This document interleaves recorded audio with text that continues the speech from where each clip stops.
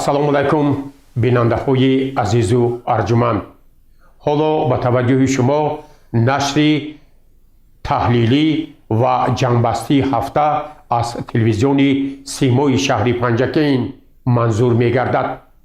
ба ҳамагон маълум аст ки давоми ҳафтаи сипаришуда дар кишварҳои ҷаҳон ҷумҳурии Тоҷикистон, вилояти Суғд ва шаҳру деҳоти Панҷакент рӯйдоду воқеаҳои гуногуне ба амал омаданд ки ҳоло хабарнигорони мо муҳимтарин рӯйдодҳои ҳафтаи сипаришударо барои шумо пешниҳод месозанд.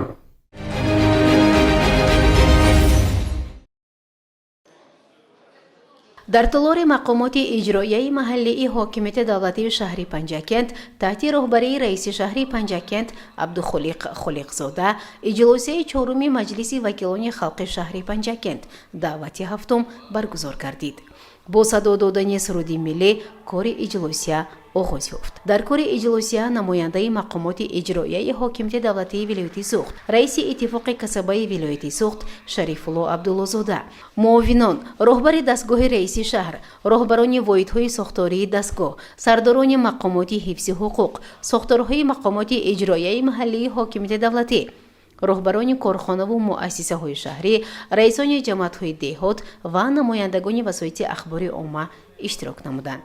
дар иҷлосия асосан масъалаҳо дар бораи эътироф намудани ваколати вакилии вакилони интихобшудаи маҷлиси вакилони халқи шаҳри Панҷакент даъвати ҳафтум аз ҳавзаҳои интихоботии алоҳида, ворид намудани тағйиру илова ба қарори маҷлиси вакилони халқи шаҳри Панҷакент даъвати ҳафтум аз 12 марти соли 2025 таҳти рақами 11, ворид намудани тағйиру илова ба қарори маҷлиси вакилони халқи шаҳри Панҷакент даъвати шашум аз 26 декабри соли 2024 таҳти рақами 318 дар бораи қабули буҷети шаҳри Панҷакент барои соли 2025, дар бораи қабули буҷети шаҳри Панҷакент барои соли 2026 ва иҷрои буҷети соли 2024, дар бораи муқаррар намудани меъёрҳои андоз ва пардохтҳои ҳатмии алоҳида дар ҳудуди шаҳри Панҷакент барои соли 2026, дар бораи тасдиқ намудани барномаи рушди иҷтимоиву иқтисодии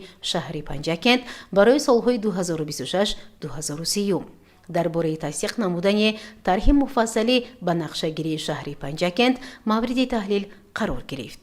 дар иҷлосия ҳамчунин ҳисоботи раиси шаҳри Панҷакент Абдухолиқ Холиқзода дар бораи фаъолияти мақомоти иҷроияи маҳаллии ҳокимияти давлатии шаҳри Панҷакент дар соли 2025, инчунин ҳисоботи комиссияи доимии маҷлиси вакилони халқи шаҳр оид ба одоби вакилӣ ва назорати дастури маҷлиси вакилони халқ, ҳисоботи вакили маҷлиси вакилони халқи шаҳр аз ҳавзаи интихоботии Фароб таҳти рақами 40 Бектемур Мансуров шунида шуд.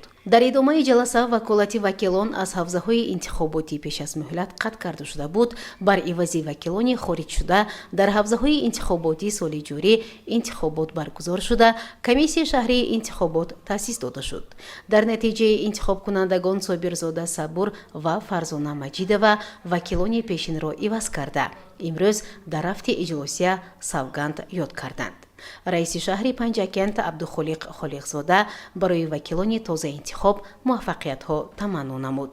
дар рафти иҷлосия вакилон вазъи иҷрои барномаҳои давлатиро вобаста ба амалӣ намудани нақшаву барномаҳо, корҳои созандагиву бунёдкорӣ, хӯрамгардониву ободонӣ, рушди соҳаҳои иҷтимоиву иқтисодии шаҳри Панҷакент дар соли 2025 ҳисобот дода, мавриди таҳлил ва баррасӣ қарор доданд. зикр гардид ки дар доираи сазовор истиқбол гирифтани 35-мин солгарди истиқлоли давлатии ҷумҳурии Тоҷикистон дар шаҳру деҳоти Панҷакент бунёди 984 иншооти ҷашнӣ ба нақша гирифта шуда буд ва имрӯз бо хушнудӣ ва сарбаландӣ гуфтан мумкин аст ки ин нишондод 100% иҷро шуда, иншооти гуногуни ҷашнӣ мавриди истифода қарор дода шуданд. шаҳри Панҷакент расман шаҳри ҷаҳонии ҳунарҳои дастӣ барои сӯзанидӯзӣ аз ҷониби Шӯрои ҷаҳонии ҳунармандӣ эътироф гардид ки ин як дастоварди муҳим дар ҳифз ва рушди мероси ғании фарҳангии Тоҷикистон мебошад. шаҳодатномаи он низ дар маросими тантанавӣ дар фестивали байналмилалӣ супорида шуд ки ин як навгоне ва дар саҳифаи таърих бори аввал бо ҳарфҳои зарин сабт гардид ки ин ифтихору шӯҳратмандии бо унвони ҳунарманди Панҷакентро нишон медиҳад. ин ҳама аз ғамхориву дастгириҳои бевоситаи пешвои муаззами миллат сарвари давлат муҳтарам Эмомалӣ Раҳмон, раиси вилояти Суғд Раҷаб Аҳмадзода ва раиси шаҳри Панҷакент Абдухолиқ Холиқзода мебошад, изҳор доштанд вакилон. ғайр аз ин, соли ҷорӣ дар шаҳри Панҷакент бори аввал мусобиқаи байналмилалӣ оид ба гӯштингирӣ баргузор гардид. Баргузории ин мусобиқоти байналмилалӣ дар рушди гӯштини миллӣ ва таҳкими нуфузи варзиши Тоҷикистон дар арсаи ҷаҳонӣ қадами муҳим мебошад. ҳамчунин бо мақсади гиромидошти шахсони маорифпарвару адабиётшинос ва шахсони ватанпарвар дар шаҳру деҳоти Панҷакент солгарди навбатии шахсони барӯманд мисли Мастун Шералӣ, Муродулло Шерализода, Исмоили Зарифӣ ва монанди инҳо бо барномаҳои илмиву адабӣ, фароғативу фарҳангӣ хотирмон таҷлил карда шуд. Дар назар аст ки 75-солагии шоири шинохта Камол Насрулло низ бо барномаи ҷолиби фараҳбахш ҷашн гирифта шавад. бо мақсади ободу зебо гардонидани диёри азизамон, хӯраму сабз гаштани муҳити зист, раиси шаҳри Панҷакент ба ҷамъиятҳои деҳот ва маҳаллаҳои шаҳр сафари корӣ анҷом дода, ҷиҳати босифати баланд анҷом додани корҳои сохтмонӣ, тарҳи меъмориву миллӣ, сатҳу сифати корҳои сохтмонии масъулинро вазифадор мекунад, то сари вақт иншоотро мавриди истифода қарор диҳанд. ҳамзамон беморону барҷомондагонро ҳамеша аёдат карда аз зиндагиашон бохабар мешавад ва маводи озуқаву кӯмакпулӣ низ дастрас мекунад ки ин роҳбари миллатпарвару адолатпарвар будани сарвари давлат ва дар симои пешвои муаззами миллат раиси шаҳри Панҷакент низ чунин шахс мебошанд, таъкид намуданд вакилон. дар рафти иҷлосия вобаста ба Қонуни Ҷумҳурии Тоҷикистон дар бораи номҳои объектҳои ҷуғрофӣ пешниҳод карда шуд ки муассисаи таҳсилоти миёнаи умумии рақами 10-уми деҳаи Фароби ҷамоати деҳотии Фароб ба номи шахси меҳнатпарвар, ходими давлатӣ генерал-майор Худойқул Ҳамроқулов, собиқадори Кумитаи давлатии амнияти миллӣ ва роҳбари нахустини Кумитаи гумруки ҷумҳурӣ гузошта шавад. дар кори иҷлосия раиси шаҳри Панҷакент Абдухолиқ Холиқзода ба ҳозирин дар бораи фаъолияти мақомоти иҷроияи маҳаллии ҳокимияти давлатии шаҳри Панҷакент дар соли 2025 ҳисобот дода, ҷиҳати вусъат бахшидани корҳо ба ҷашни 35-мин солгарди истиқлоли давлатии ҷумҳурии Тоҷикистон, таъмин намудани сифати иҷрои корҳои сохтмонӣ, бартараф намудани камбудиҳо дар самти нигоҳдории роҳҳо, беҳтар гардидани нишондиҳандаҳои иқтисодию иҷтимоӣ, ҷонок намудани корҳои сохтмонӣ дар муассисаҳои таълимӣ, корхонаҳои бунёдшаванда, таъмини сифатан хуби хизматрасонӣ, истифодаи самараноку мақсадноки обу замин, таъмини нақшаи иҷрои андоз, дастгирии соҳибкорӣ, шахсони яккаву танҳо ва барҷомонда, таъмини фаровонии бозорҳо бо маҳсулотҳои озуқавории хушсифат, таъсис додани коргоҳу корхонаҳои саноатӣ ва ҷойҳои нави корӣ ва дигар масъалаҳои муҳим ибрози андеша кард. ҳамзамон раиси шаҳри Панҷакент ба масъулини самти саноат дастур дод ки бо инобати татбиқи ҳадафи 4-уми миллӣ саноати кунонии босуръати кишвар оид ба афзун намудани ҳаҷми истеҳсоли маҳсулоти рақобатпазири саноатӣ ва воридот ивазкунанда, бунёди коргоҳу корхонаҳои нави истеҳсолӣ, ба кор андохтани корхонаҳои аз фаъолият бозмонда ва ташкили ҷойҳои нави корӣ, тақвият бахшидани рушди содирот ва васеъ намудани имкониятҳои содиротӣ ва дар муҳлати муайяншуда ба истифода додани корхонаҳое ки ифтитоҳашон ба нақша гирифта шудааст, тадбирҳои зарурӣ роҳандозӣ карда шавад. иҷлосияи 4-уми маҷлиси вакилони халқи шаҳри Панҷакент даъвати 7-ум бо як қатор қарорҳои қабулнамудаи раиси шаҳри Панҷакент дар робита ба масъалаҳои муҳими шаҳрдорӣ баррасӣ ва тасдиқ гардиданд. дар интиҳои иҷлосия намояндаи мақомоти иҷроияи ҳокимияти давлатии вилояти Суғд, раиси иттифоқи касабаи вилояти Суғд Шарифулло Абдуллозода доир ба рушди иҷтимоиву иқтисодии шаҳри Панҷакент дар соли 2025 ибрози андеша кард. қайд гардид ки соли ҷорӣ Панҷакенти бостонӣ ба пешравиҳои зиёд ноил гардид ва ин бо дастгириву ташаббусҳои роҳбарияти мақомоти иҷроияи маҳаллии ҳокимияти давлатии шаҳр ва сокинону соҳибкорони ватандӯсти шаҳр ба амал омад. бо садо додани суруди миллӣ иҷлосияи чоруми маҷлиси вакилони халқи шаҳри Панҷакент даъвати ҳафтум кори худро анҷом дод. гузориши Муниса Атамуллоева, Хаём Ҷораев.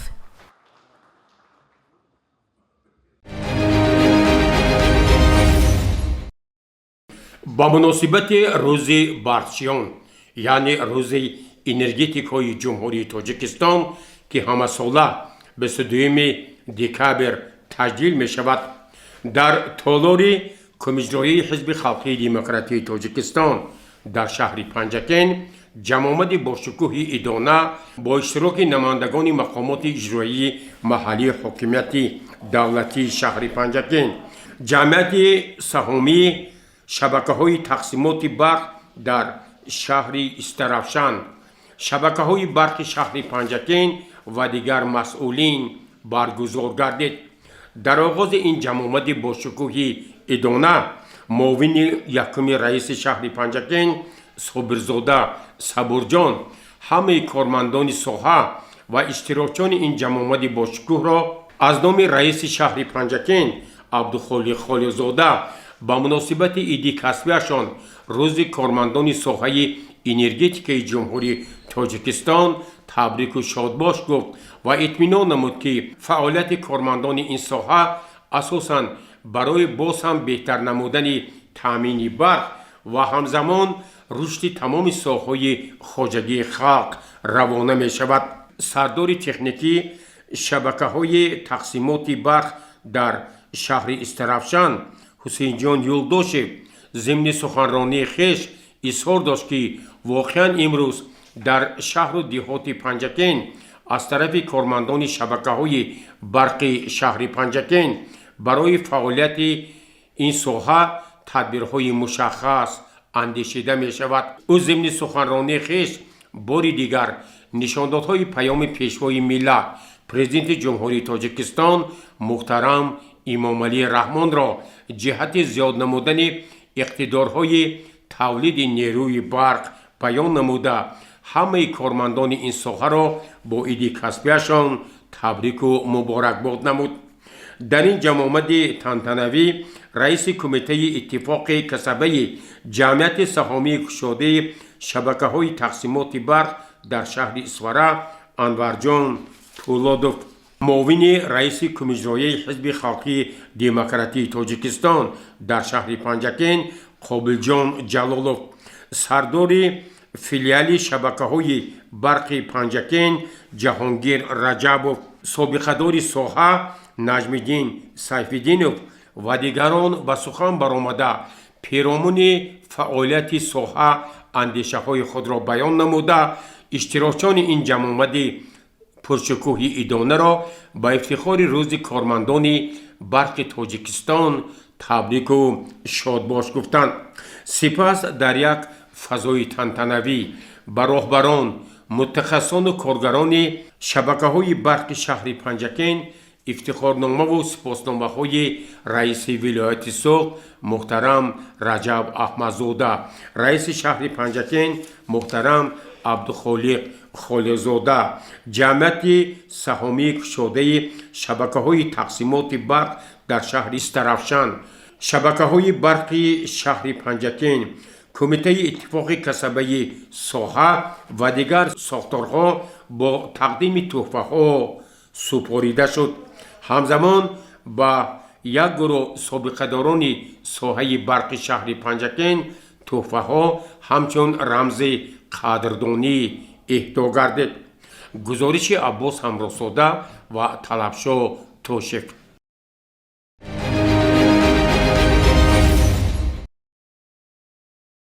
дар асоси нақшаи таблиғотии мақомоти иҷрои маҳаллии ҳокимияти давлатии шаҳри Панҷакент бо иштироки муовини раиси шаҳр Мурод Шукурзода ва кормандони кумитаи иҷрои ҳизби халқии демократии Тоҷикистон дар шаҳри Панҷакент ва маҳаллаҳои шаҳр вобаста ба нишондодҳои паём мулоқот доир гардид. паёми навини асосгори сулҳу ваҳдати миллӣ, пешвои миллат, президенти ҷумҳурии Тоҷикистон муҳтарам Эмомалӣ Раҳмон ба Маҷлиси олии ҷумҳурии Тоҷикистон роҳнамо ва боиси зиндагии осоишта, оғози инкишофи тамоми ҷанбаҳои ҳаёти ҷумҳурӣ барои соли навбатӣ мебошад.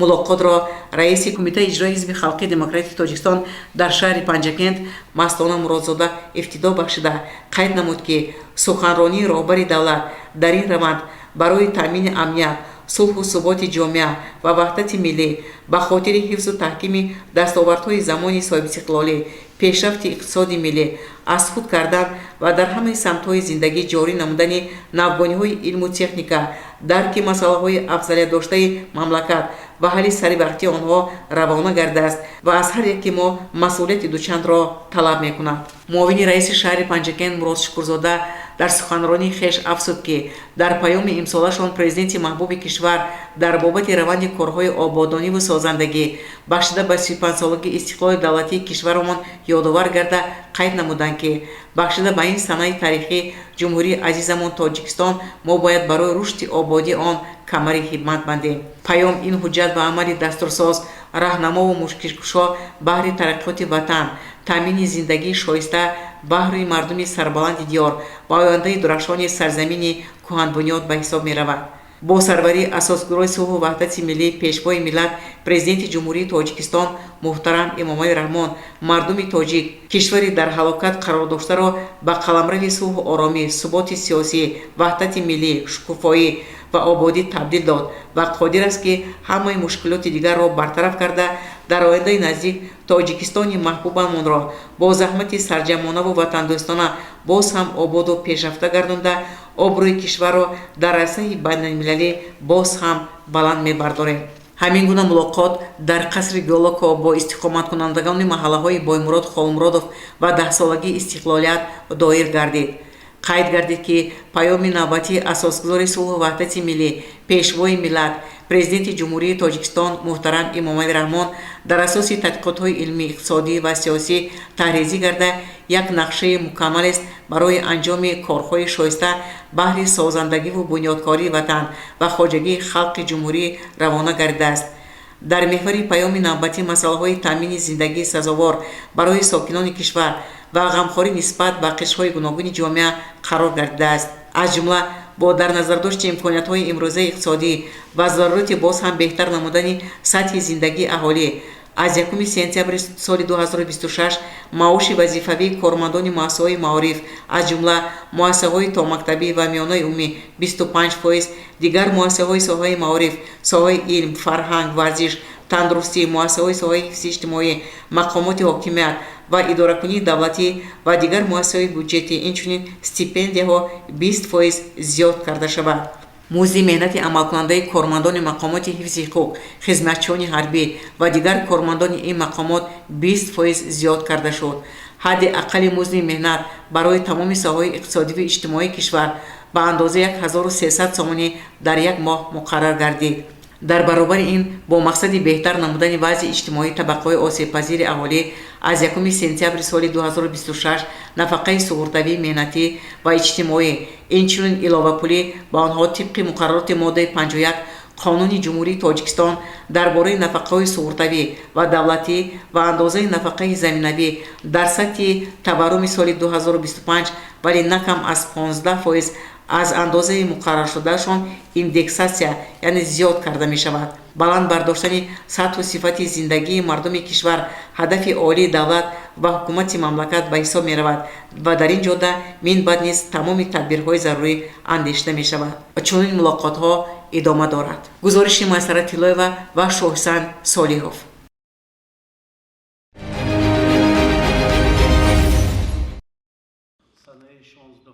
طبق قرار شورای مجلس نمایندگان مجلس عالی جمهوری تاجیکستان ملاقات وکیل مجلس نمایندگان مجلس عالی میرشکر جلالزاده با انتخاب کنندگان برگزار گردید. ملاقات مذکور در تالار کاخ بنولایق شیرالی شهر پنجکند دایر گردیده. در آن معاون رئیس شهر مراد شکورزاده، پروکورور شهر، مشاور عدلیه درجه 1 اسکندر احمدزاده اشتراک و سخنرانی نمودند. سراول مراد شکورزاده مهمانان را به حاضرین معرفی نموده ایشان را به شهر باستانی پنجکند خوشامدید گفت. مجلس نمایندگان مجلس عالی جمهوری تاجیکستان اوید به شهر و توضیح نکته‌های اساسی پیام پرزیدنت جمهوری تاجیکستان به مجلس عالی کشور ابراز اندیشه نمود. او اوید به سمت‌های اساسی سیاست داخل و خارج کشور، هدف‌های استراتژی مملکت زیر توجه پرزیدنت کشور قرار داشتن ساحه‌های معارف، تندرستی، فرهنگ، اینچنین اوید به بلند برداشتن مقام زنان و جوانان در جامعه، تربیت درست نسل نورس، جلب جوانان به کسب و هنر، رشد ساحه‌های کشاورزی، جلب جوانان به صف قوه‌های مسلح جمهوری تاجیکستان ابراز اندیشه نمود. در ادامه سخنرانی اوید به بلند برداشتن سطح معرفتی حقوقی شهروندان، اینچنین اوید به درست براه ماندن تعلیم و تربیت فرزندان و بیدار ساختن حس مسئولیت شناسی و خویشتن شناسی در ضمیر آنها، پاس داشتن استقلالیت دولتی، حفظ ارزش‌های ملی، وحدت و یگانگی، احترام گذاشتن به مقدسات ملی، ترغیب و تشویق دستاوردهای زمانی صاحب استقلالی، رعایت حتمی قانون‌های ملی جمهوری تاجیکستان ابراز اندیشه نمود.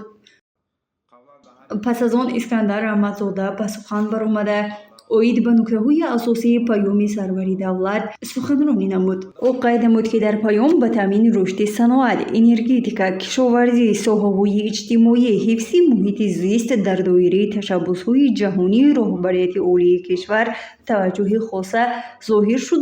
جهت بلند برداشتن سطح حفظ اجتماعی کارمندان ساحه‌های بودجتی، نفقه‌گیران، تحکیم معرفت حقوقی جامعه، اندیشیدن تدبیرهای مهم پیش بینی گردیدند. همزمان او قید نمود که سروری دولت در پیام خود ذکر نمودند که در تمام ساحه‌ها از هوش مصنوعی استفاده شود. چنین یک ملاقات در تالار کاخ فرهنگی به نام علیم بابایف شهر نیز دایر گردید. در ملاقات مذکور پس از سخنرانی وکیل مجلس نمایندگان مجلس عالی میرشکر جلالزاده، پروکرور شهر به سخن برآمده اوید به قانون تنظیم عنعنه و جشن و مراسم در جمهوری تاجیکستان درباره قانون جمهوری تاجیکستان در مسئولیت پدر و مادر در تعلیم و تربیت کودک سخنرانی نمود. همزمان اشتراکچیان این شورابینی نیز درباره پیام پرزیدنت جمهوری تاجیکستان به مجلس عالی مملکت عقیده‌های خویش را ابراز نمودند. در فرجام جمع آمد اشتراکچیان سخن نموده درباره پیام پرزیدنت جمهوری تاجیکستان به مجلس عالی مملکت عقیده‌های خویش را بیان داشتند. گزارش مرتبه رحمان و خیام جورایف.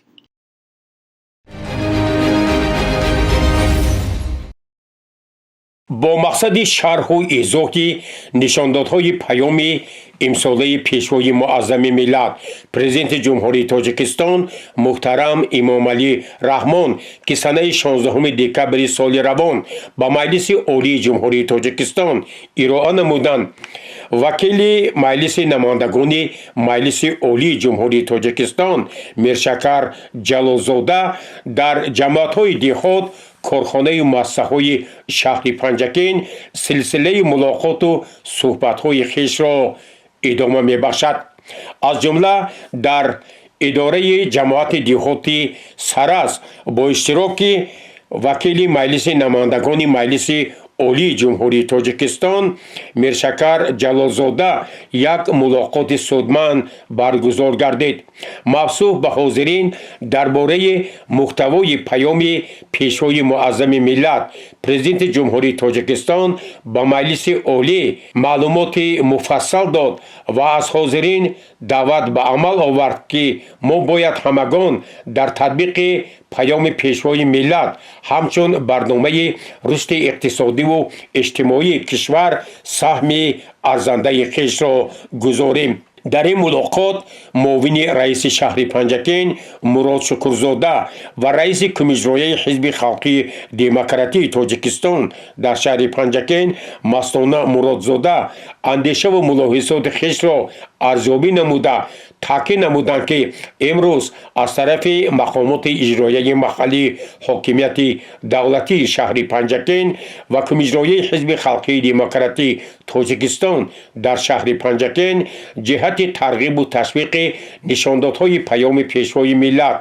پرزیدنت جمهوری تاجیکستان محترم امام علی رحمان گروه‌های تبلیغاتی فعالیت خویش را با مرام ادامه می‌بخشند. ملاقات نوبتی وکیل مجلس نمایندگان مجلس عالی جمهوری تاجیکستان میرشکر جلالزاده با هیئت آموزگاران، خوانندگان و ساکنان شهرک سرس در بنای مؤسسه تحصیلات میانه عمومی رقم 72 شهرک سرس برگزار گردید. در آغاز این ملاقات معاون رئیس شهر پنجکن مراد شکرزاده به حاضرین اطلاع داد که عین زمان از طرف مقامات اجرایی محلی حاکمیت دولتی شهر پنجکن سلسله ملاقات صحبت‌ها وابسته به شرح و ایضاح پیام نوبتی پیشوای معظم ملت پرزیدنت جمهوری تاجیکستان جریان دارد. وکیل مجلس نمایندگان مجلس عالی جمهوری تاجیکستان میرشکر جلالزاده با ساکنان شهرک سرس، هیئت آموزگاران و دیگر اشتراکچیان این ملاقات تاکید کرد که امروز در جمهوری تاجیکستان پیام پیشوای معظم ملت پرزیدنت جمهوری تاجیکستان محترم امام علی رحمان اساساً برای رشد اقتصادی و اجتماعی مملکت روانه گردیده نقشه وظیفه ها را برای سال 2026 سال استقبال سزاوار 35مین سالگرد استقلال دولتی جمهوری تاجیکستان روانه شده است و باید مردم پنجکنت باستان در تطبیق نشاندادهای پیام پیشوای ملت محترم امام علی رحمان همه طرفه سهم گذارند و برای رشد و آبادانی این دیار قدیمه تاجیکان سهم ارزنده خویش را گذارند. سرور مؤسسه تحصیلات میانه عمومی رقم 72 شهرک سرس رضالدین صدیقوف برای برگزاری چنین یک ملاقات خیلی پرمحتوا با وکیل مجلس نمایندگان مجلس عالی جمهوری تاجیکستان میرشکر جلالزاده و با رهبریت مقامات اجرایی محلی حاکمیت دولتی شهر پنجکن عرض سپاس نمود.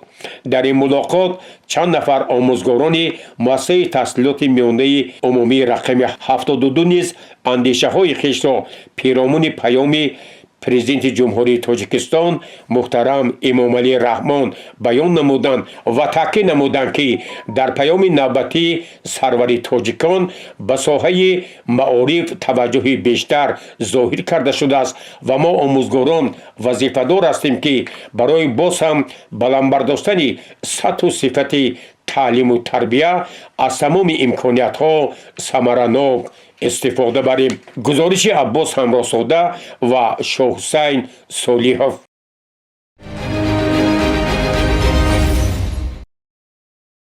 در اساس نقشه تبلیغاتی مقامات اجرای محلی حاکمیت دولتی شهر پنجکند با اشتراک معاون رئیس شهر مراد شکرزاده با استادان و دانشجویان لیسه کسبی تکنیکی وابسته به نشاندادهای پیام ملاقات دایر گردید. ملاقات را دیرکتور لیسه کسبی تکنیکی جسوربек رحمانов حسن آغاز بخشید. سپس معاون رئیس شهر پنجکند مراد شکرزاده محتوای پیام پرزیدنت جمهوری تاجیکستان پیشوای ملت محترم امام علی رحمان را با مجلس عالی جمهوری تاجیکستان شرح داده افزود که حکومت جمهوری تاجیکستان سیاست دولتی کار با جوانان را همچون سمت کلیدی در محور سیاست اجتماعی دولت ارزیابی نموده برای ثمرناک عملی گردیدن آن از تمام امکانیت‌ها استفاده کرده ایستاده است.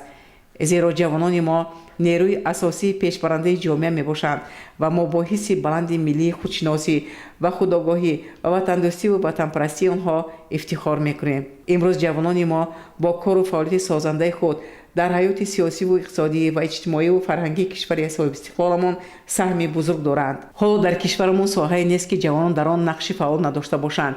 اساسگذار صلح و وحدت ملی پیشوای ملت پرزیدنت جمهوری تاجیکستان محترم امام علی رحمان در پیام با باوری اظهار داشتند که جوانان با ننگ و ناموس دوران استقلال در پیشرفت اقتصادی ملی، ترقیات دولت و آبادی وطن خود من بعد نیز سهم ارزشمند می‌گذارند. دیرکتور لیسه کسبی تکنیکی شهر جسوربek رحمانov در سخنرانی خویش قید نمود که باعث افتخار است که پیشوای ملت در همه سخنرانی‌های خود با آینده‌ساز و پرچم‌برداران ملت بودن جوانان تاکید نموده توجه تمام ساختارها را در رابطه با تربیت و دستگیری این قشر جامعه تاکید می‌نمایند. از جمله قید گردید که аксарияти аҳолии тоҷикистонро ҷавонон ташкил медиҳанд ки онҳо давомдиҳандаи кору фаъолияти насли калонсол, нерӯи созанда ба иқтидори воқеии пешрафти ҷомеа, хулоса ояндаи миллат ва давлат мебошанд. гузориши Майсара Тиллоева ва Шоҳҳусайн Солиҳов.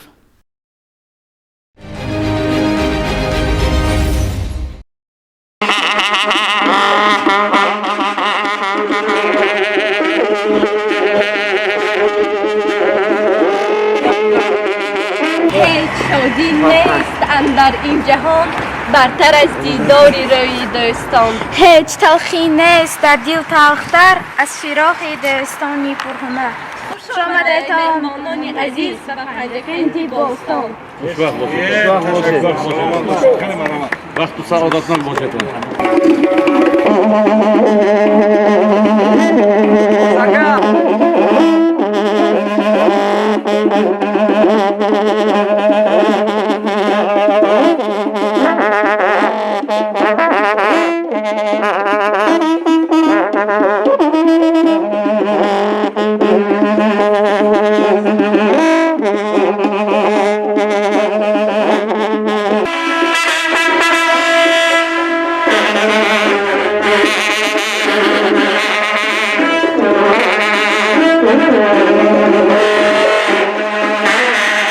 дӯстии халқҳо миёни мардумон сабаби мустаҳкам шудани робитаҳои иқтисодӣ, фарҳангӣ ва сиёсӣ мегардад. аз ин рӯй барои таъмини амният ва рушди устувории давлатҳо густариши муносибатҳои дӯстона байни миллатҳо аҳамияти хоса дорад. ин аст ки дар толори кӯхи фарҳангӣ ба номи Олим Бобоев шаҳри Панҷакент консерти дӯстӣ баргузор гардид. қабл аз оғози барномаи фарҳангӣ муовини раиси шаҳри Панҷакент Парвина Нақибӣ ҳамаи меҳмононро ба ин макони маданияту фарҳанг хайрамақдам гуфта барояшон аз номи раиси шаҳри Панҷакент Абдухолиқ Холиқзода тӯҳфаҳои хотиравӣ тақдим намуд.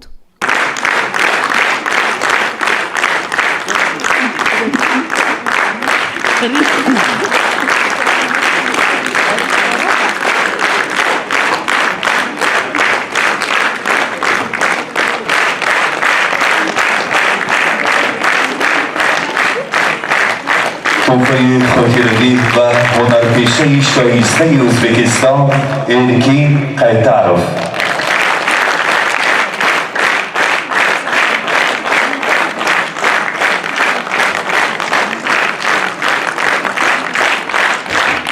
تحفه خاطره‌ای و بانوی هنر آزاده احمدова.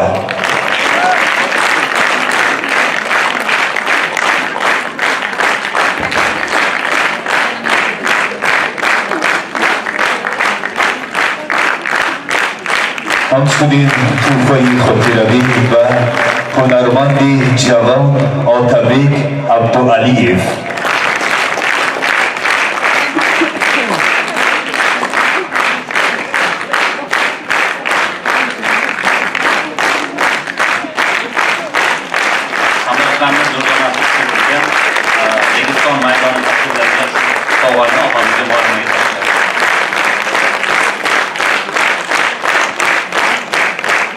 зимни баромад таъкид гардид ки президенти ҷумҳурии Тоҷикистон пешвои муаззими миллат муҳтарам Эмомалӣ Раҳмон ва президенти ҷумҳурии Ӯзбекистон муҳтарам Шавкат Мирзиёев ҳамеша барои таҳкими дӯстӣ ва ҳамкорӣ байни миллатҳо кӯшишҳои зиёд ба харҷ дода барои амну субот барои ҷомеаи башарӣ таклифоти созандаву ҳаётбахшандаро ба миён гузоштанд. дӯстии байни миллатҳо ва кишварҳо омили муҳими субот ва пешрафти ҷомеа ба ҳисоб меравад. ҳамкории дӯстона миёни кишварҳо барои беҳтар шудани зиндагии мардум, рушди иқтисодӣ ва ҳалли мушкилоти глобалӣ мусоидат менамояд. дӯстии халқҳо буд ки тӯли қарнҳо миллати тоҷику ӯзбек бо ҳам робитаи қавии фарҳангӣ ва иҷтимоӣ доранд. Mana bugun biz Samarqand viloyat filarmoniyasi jamoasi bilan birgalikda имрӯзҳо мо бо аҳли санъаткорони филармонияи вилояти Самарқанд ба шаҳри Панҷакенти ҷумҳурии Тоҷикистон ташриф овардем.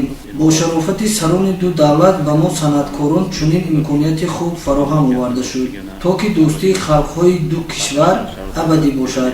мо аз ин имконият истифода бурда давоми 10 рӯз дар шаҳрҳои гуногуни ҷумҳурии тоҷикистон консерти худро барпо намудем. Дар доираи сафар мо дӯстон ва ҳамкасбони зиёдро пайдо намудем ва бо онҳо шартномаҳо низ ба имзо расонидем. умед дорем ки баргузории шоми дӯстӣ дар шаҳри Панҷакент ба мухлисон ва ҳаводорон писанд меояд. namoyish etiladigan do'stlik oqshomi deb nomlangan konsert dasturi o'sha Panjkent shahri aholisiga manzur bo'ladi deb o'ylayman.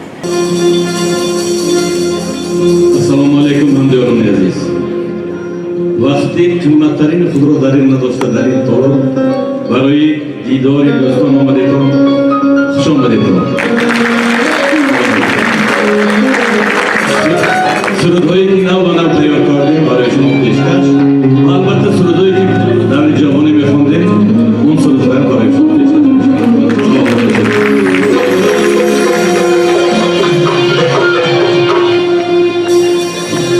Evinin köylünü algen,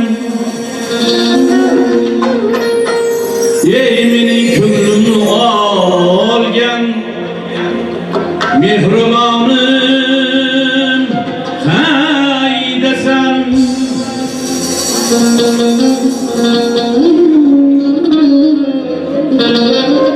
Gülşeni canım aram,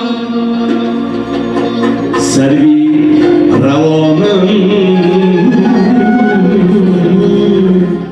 дар барномаи фарҳангиву фароғатии дӯстии халқо ки бо роҳбарии сардори раёсати фарҳанги вилояти Самарқанди ҷумҳурии Ӯзбекистон Ботур Тугалов баргузор гардид, чанде аз ҳунармандону ҳунарпешагони ҷумҳурии Тоҷикистон ва ҷумҳурии Ӯзбекистон ба мисоли ҳунарпешаи халқии Ӯзбекистон ва Тоҷикистон Мардон Мавлонов, ҳунарпешаи шоистаи Тоҷикистон, роҳбари бадеии филармонияи давлатии вилояти Самарқанди ҷумҳурии Ӯзбекистон Асадулло Атоуллоев, ҳунарманди шоистаи Ӯзбекистон Эркин Қайтаров, хонандаи филармонияи вилояти Самарқанд Озода Аҳмадова ва хонандаи филармонияи вилояти Самарқанд Отабек Абуалиев суруду таронаҳои тоза эҷоди хешро манзури сокинони шаҳру деҳоти Панҷакент гардонинданд. Санъаткорон зимни суҳбат изҳор доштанд, ки аз ташкил ва баргузории ин консерти дӯстии халқу миллати тоҷики ӯзбек хеле хушҳоланд. мухлисони арҷуманд, панҷакетиёни азиз, азизи диламон, мана чанд рӯз боз сафари ҳунаре бигаштем. бигзор мана имрӯз сафармо мана дар шаҳраки Панҷакент мебошад, дар толори зебо ба номи Олимҷон Бубоев мана мо омадем, ҳозиру нозир шудем. хостем ҳамаи ки шуморо аз то тонистагӣ хурсанд кунам. من میخواستم که الهی همیشه سرفراز و سربلند باشد، چه ذهنیت‌هایی نیکی داشته باشد، جامعه عمل باشد. همین هر دو سرور ملت ما تا عمر باشند، همین معنیشون با از نو یک جان همین جذب کردن. من میخواستم که البته تا دنیا باشم میگیم همه وقت بین ازبکستان و تاجیکستان الان رابطه‌های آمد و رفت ما بسیارتر شود میگیم. توی تماشا ما یک ماه آمد رفت یک قدم یک راه منا پیش خیل راههای دور کتی بودیم، منا حاضر نزدیک یک شدیم. باز من میخواستم که الان خیلی آمد رفت ما بسیارتر شود. ماهان بییم از اینجا صنعتکارا روند، حق روزاکوی نیک ما یک خیل بگذار خرم و شادان باشتن. از همین فرصت استفاده بردن همه که شما را مخلصان عزیز از دل ما سالی آماده ایستادگی نو کتی از صمیمی ضمیر دل ما تبریک و مبارکباد بگیم و چیزی نیت‌های نیکی داشته باشند، جامعه عمل باشد میگیم. فقط روزاکوی نیک همراهتان باشند، از رویتان سرخی و از لبانتان خنده دور نگردند میگیم. سلامت باشند. ما امروز مانا شهر باستانی پنجکент از شهر باستانی سمرقند با سفر هنری برای مردم تقدیم کردن یک برنامه ساخته بودیم از نام فیلارمونی دولتی ولایت سمرقند. شکر خدا رسیدیم، آمدیم با کیفیت‌های خوب. نصیب باشد این کنسرت دوستی می‌سازیم اینا که بگذار همون رفت و آمد و هم خیلی خوشتباری و برادری و همسایگری ابدالابد دوام دهد. من فکر میکنم که کمی باشد امروز مخلصانی که ما را یاد کرده آمدن اگر خرسند کنیم ин барои мо санъаткоро ҳунармандо бисёр бахти калон. моҳон ду забони як миллат икки тилда so'zlaguvchi bir xalqmiz. аз санаи 8 декабр то ҳамин рӯз мо аҳли гурӯҳи эҷодии филармонияи давлатии шаҳри Самарқанд барои дӯстии халқҳои Тоҷикистону Ӯзбекистон консерти ба номи шоми дӯстиро дар шаҳри Панҷакент гузаронида истодаем. мо аз халқи Тоҷикистон ва роҳбарияти ин кишвар миннатдорем ва ба халқи Тоҷикистон соли нави омадаистодаро табрик менамоям ва мехоҳам ки солҳои оянда низ чунин барномаҳои фарҳангӣ бештар баргузор гардад. умед дорам ки аҳли санъати ҷумҳурии Тоҷикистон низ дар ҷумҳурии Ӯзбекистон барномаи рангини фарҳангиро баргузор менамоянд. Xalqimizga qo'shiq eshitish baxtidan Alloh hech qachon benasib qilmasin. دوستان عزیز و امروز ما در شهر پنجکент تشریف آمدیم برای چی؟ برای خلق پنجکент یک خرسان باشند از دلشون جای گرفتن صورت‌های خودمون تشریف آمدیم.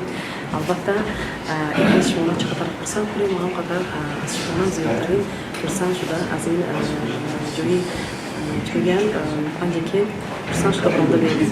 اصلا biz O'zbekiston davlatidan мо аҳли санъаткорони филармонияи давлатии вилояти Самарқанди ҷумҳурии Ӯзбекистон дар шаҳри Панҷакент консерти шоми дӯстиро баргузор намудем. чанде пеш дар шаҳрҳои Душанбе ва Хуҷанд низ чунин барномаҳои фарҳангиро ташкил намудем. моро сокинон хеле хуб пазируфтанд.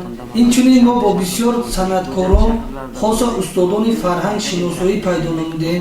аз фурсати муносиб истифода бурда тамоми халқи ҷумҳурии Тоҷикистонро бо омади соли нави мелодӣ табрик намуда барояшон рӯзгори хуш, тани сиҳат ва хонаи пур аз нозу неъматро таманно дорем. бигузор дӯстии халқҳо поянда бод. yangi yil bilan chin qalbimizdan tabriklaymiz. Mana shunaqa bordi keltirimiz abadiy bo'lsin. дӯстии дерини халқу миллатҳо имкон додааст ки барои рушди устувор саҳм гузоранд. танҳо бо ҳамкорӣ ва ҳамдигарфаҳмӣ метавон ба ояндаи равшан ва зиндагии осуда ноил гардид. аз ин рӯ ҳар як шаҳрванд бояд дар таҳкими дӯстӣ ва эҳтироми ҳамдигар саҳм гузоранд то ҷаҳонро барои наслҳои оянда боз ҳам беҳтару осуда гардонад. гузориши муиниса Тамулоева, Исмоилҷон Холов. मेरी जान जिंदगानी तेरे पास मेरा दिल है, मेरा प्यार की निशानी, मुझे इश्क है तुझी से मेरी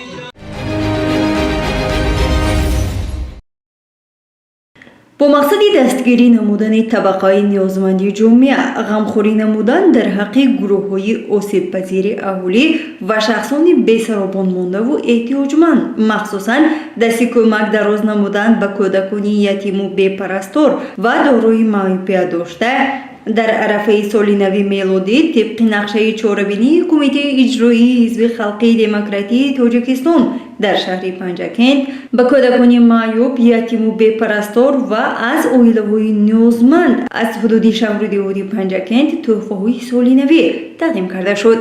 раиси кумитаи иҷроии ҳизби халқии демократии Тоҷикистон дар шаҳри Панҷакент Мастона Муродзода суханронӣ намуда ҳозиринро бо омади соли нави мелодӣ шодбош гуфт ва барои эшон дар соли нав таманниётҳои нек орзу намуд. пас аз тақдими тӯҳфаҳои соли навӣ барои шод намудани хотири кӯдакон барномаи фарҳангӣ тақдим гардид. гузориши Мартаба Раҳмонова ва Талабшо Тошев.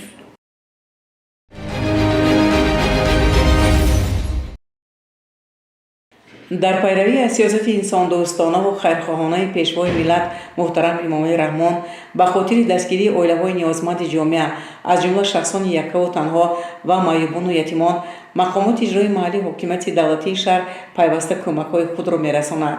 дар арфаи соли нави мелодӣ 2026 дар шӯъбаи маърифи шаҳри Панҷакент ба фарзандони чунин оилаҳо тӯҳфаҳо ва сару либоси мавсимӣ тақдим карда шуд. муовини раиси шаҳри Панҷакент Парвина Нақибӣ дар чорабинӣ ширкат варзида ҳамагонро бо омадомади соли нави мелодӣ 2026 шодбош намуд. барояшон сеҳатмандиву пирӯзиро таманно кард. аз ин дастгириву кӯмакҳои мақомоти иҷрои маҳаллии ҳокимияти давлатии шаҳр мудири шӯъбаи маъриф Масъадулло Усмонзода арзи сипос намуд.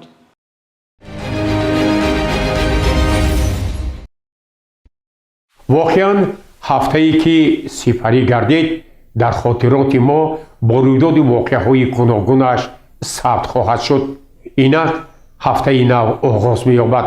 мо ба ҳамаи шумо бинандагони азизу арҷуманд дар ҳафтаи нав пеш аз ҳама тани сиҳат, хонаи обод, бахту саодат ва муваффақиятҳо дар ҳамаи ҷоддаҳои зиндагӣ орзу мекунем ва ман умед мекунам ки мардуми панҷакенти бостон дар роҳи татбиқи сиёсати созандаи асосгузори сулҳу ваҳдати миллӣ, пешвои миллат, президенти ҷумҳурии Тоҷикистон муҳтарам Эмомалӣ Раҳмон саҳми арзандаи хешро мегузоранд ва мо ҳамагон ҷашни фархондаи 35-мин солгарди истиқлоли давлатии ҷумҳурии Тоҷикистонро сазовор истиқбол мегирем. саломату сарбаланд бошед.